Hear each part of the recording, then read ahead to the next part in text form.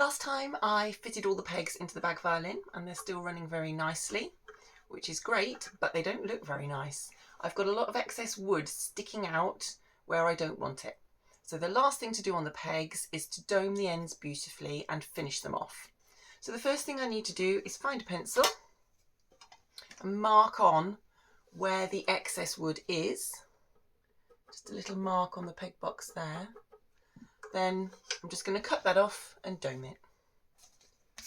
So to do that, saw, I'm just going to cut the end that I don't want off. What I want to do is have them slightly inside the peg box wall so that as they get used, they push through a little bit more, not too much. So I don't want to cut too much off, but just enough. And it really is trial and error and experience, I guess. A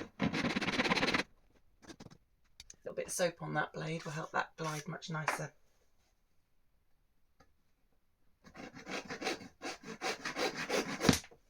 Okay, so that's the end hacked off. I'm going to take a file now and just file it down, starting to create that dome.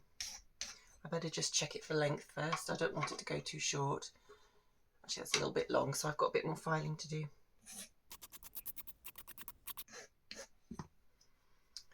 Okay, so that's filed down as much as I think I want to go. Next step, I've got some pieces of sandpaper starting at 150 grit and ending up with 1000, and I'm just going to, in a circular motion, start creating the dome, working through the grits.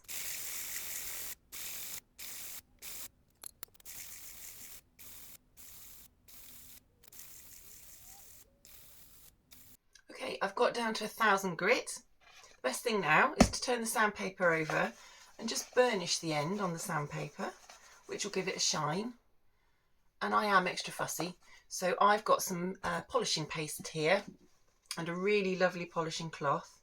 So I'm going to put a little bit of the paste on the cloth and then just finish the end off on the cloth there, and that gives it a lovely sheen. And the next thing to do is to do the same with the collar.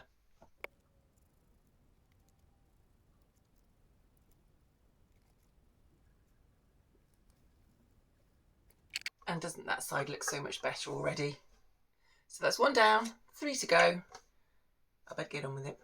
One final job is to just drill the peg holes, because if I leave them like this, there's nowhere to poke the string through when I start to put strings on. So I'm going to just, I've scribed already, I'm just going to drill through a 1.6mm hole in the middle of the shank of the peg on the G, D and A, and 1.2 on the E, and then that's the ebony work finished.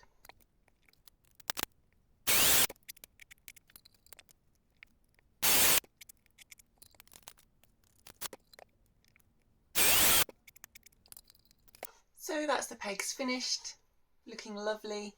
The scroll looks much better and the pegs work really well.